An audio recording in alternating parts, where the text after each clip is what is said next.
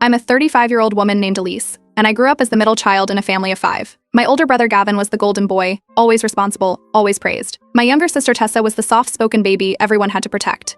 And then there was me. From the time I was 12, I was told I was moody, difficult, dramatic. If I got quiet, I was accused of sulking. If I asked questions, I was disrespectful. Every time I set a boundary, it turned into a family emergency. I remember a school counselor once suggested I get an emotional evaluation after I cried during a presentation. My parents pulled me out of school 2 days later and said I'd be homeschooled from now on. For 2 years, I sat at the kitchen table with printed worksheets while my mother complained to anyone who would listen that I was going through something. But she never took me to a therapist.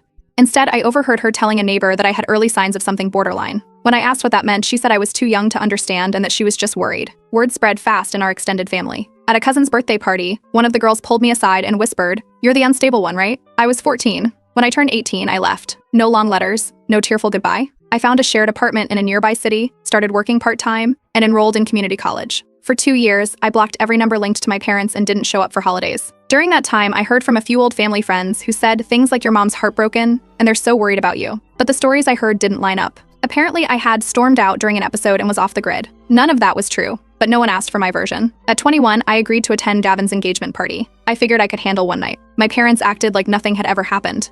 No apologies, no questions. Just a tight hug and a comment from my dad, "Glad to see you're back to yourself." Later that evening, I was getting a drink when I overheard my aunt ask my mother if I was on her medication now. I had never been prescribed a single pill. I had never even been formally evaluated. The story had a life of its own. According to them, I had borderline tendencies, a phrase they lifted from some article my mother printed out years ago. When I tried to talk to her about it, she clutched her chest and said, "We're just concerned." My father stood behind her with his arms crossed and nodded slowly, like a judge delivering a sentence.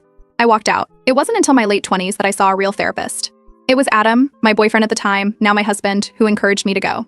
He was a high school English teacher, calm, patient, and the first person who didn't treat me like I was fragile. After a few sessions, my therapist asked me why no one had ever taken me to get help when I was younger. She said my reactions were normal, understandable, and based on a childhood filled with manipulation and gaslighting. That word, gaslighting, landed hard. Suddenly, a lot of things made sense. Adam and I got married a year later. We bought a small house with a fenced yard and had 2 children, Sophie, now 10, and Milo, who just turned 7. For the first few years, I kept low contact with my parents. I allowed occasional supervised visits, mostly outdoors or at neutral places like parks or cafes. We never left the kids alone with them. I made excuses, kept things polite, and thought that was enough.